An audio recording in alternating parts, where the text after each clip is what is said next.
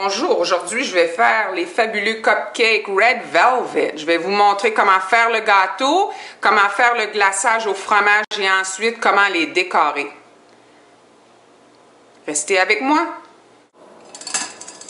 On va commencer en tamisant la farine.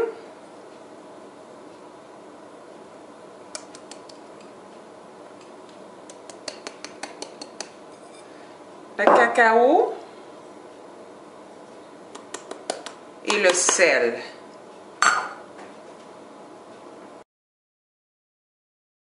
Pour la prochaine étape, on va crémer le sucre et le beurre.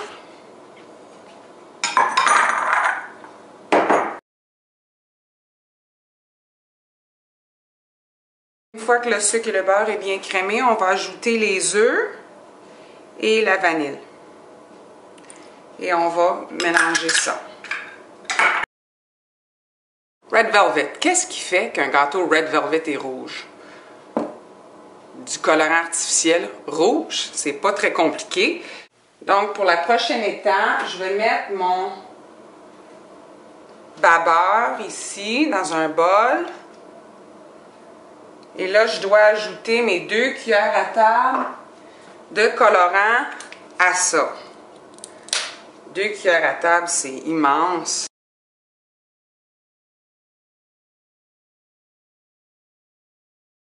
Donc voilà mon beurre avec le colorant rouge. Je ne sais pas si je vous ai enlevé le goût de mon gâteau, mais la recette reste qu'elle peut-être était intéressante sans ajouter le colorant.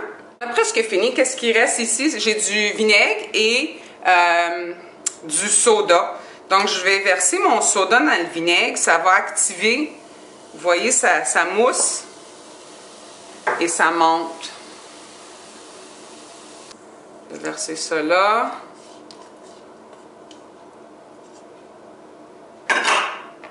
Et ensuite, mon rouge.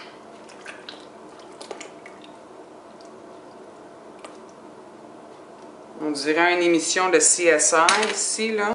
Quand on fait cette recette, là, faites très attention parce que, évidemment, ça tache le rouge, là. Vous allez avoir un chandail picoté. Et là, je vais ajouter ma farine. Je vais en ajouter juste la moitié et on mélange.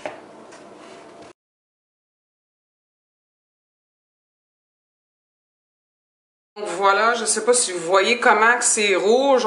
Là, je vais ajouter mon mélange à gâteau à mes papiers. Je prends une cuillère comme ça. C'est un mélange à gâteau qui est quand même assez épais.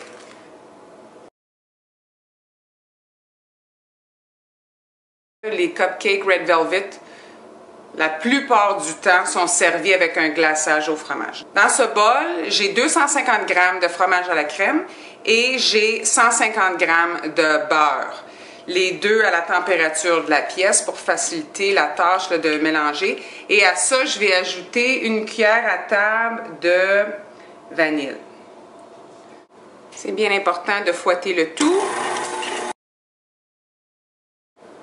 Une fois qu'on a mélangé là, le beurre et le fromage, on va ajouter le sucre en poudre.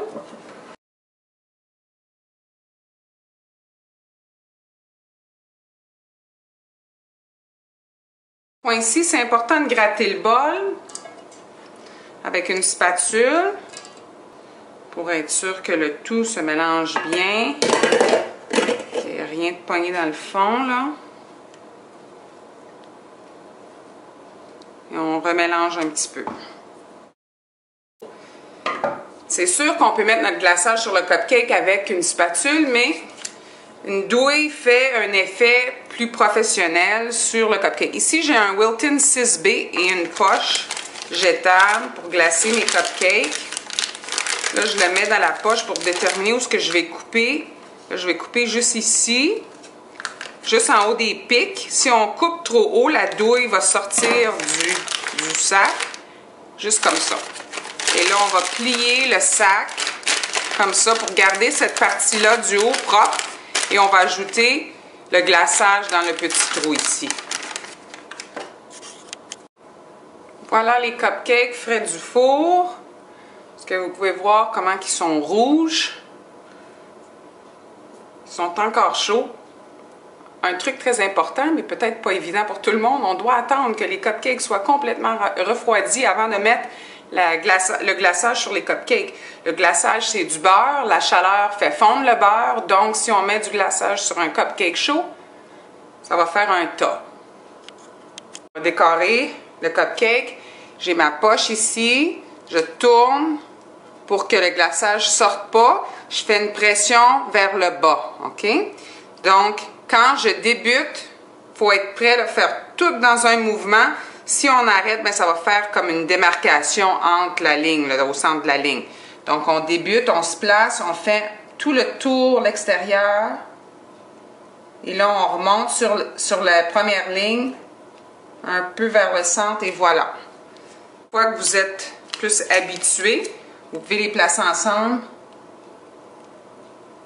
et y aller. C'est assez rapide avec la douille. Et voilà. Et on ajoute nos petits bonbons.